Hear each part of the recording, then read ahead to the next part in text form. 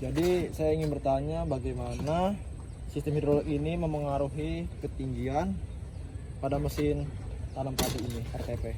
Nih, sistem hidrolik ini memengaruhi ketinggian pada mesin. Karena apabila kita aktifkan hidroliknya, maka mesin juga atau komponen lain akan semakin tinggi. Itu berfungsi apabila kita memerlukan hidrolik yang tinggi kepada lahan yang rawa. Oke. Apa keuntungan menggunakan sistem hidrolik dibandingkan dengan mekanik manual? Nah, keuntungannya tuh kita menggunakan sistem hidrolik itu lebih simpel, lebih efisien dan lebih memaksimalkan kinerja dari transplanter. Karena kalau kita menggunakan sistem manual, karena itu akan memerlukan waktu yang lebih banyak dan tidak mengefisienkan waktu.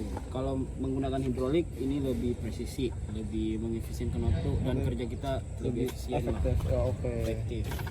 Ya, selanjutnya bagaimana respon mesin saat tuas pengatur ketinggian dioperasikan tuh gimana tuh, Bang? Nah, gini nih, coba videoin. Ini kan mesin belum aktif. Oke.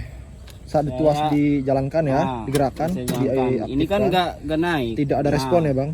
Iya, itu mesin hidrolik ngerespon ketika mesin hidup. Ini saya nyalakan. Engkol bal. Nah, ini kan udah nyala nih mesinnya. Mesinnya udah nyala, otomatis hidroliknya juga semua sistem ini berfungsi karena mesin merupakan energi pertama yang kita perlukan untuk menjalankan semua komponen ini. Menggunakan hidrolik, mesin harus dihidupkan dulu berarti ya? Iya. Nih, saya hidupkan nih. Oke. Nah, baik kan? Kenapa saya bilang mesin sumber utama untuk menggunakan komponen ini? Karena ini juga bisa jalan.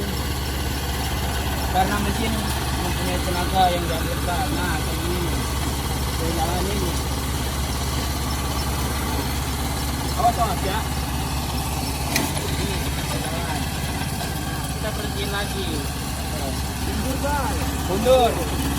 Nah, kita mundurin. Kan? Oke, cukup. Apa lagi bang? Cukup nih, kita turunin lagi hidroliknya. Nah, jadi mati ya. Setelah kita pemakaian, bagaimana cara kita melawat sistem hidrolik ini? Nah, setelah pemakaian tuh, pemakaian mesin apapun kita harus membersihkan dulu kalau kotor, kan? Entah kotor atau enggak, kita harus pastikan bersih.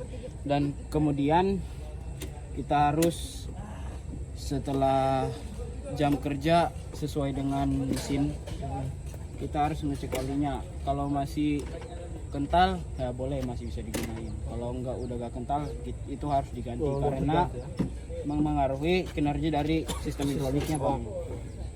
Cukup itu aja ya, Bang. Ya. Oke, terima kasih.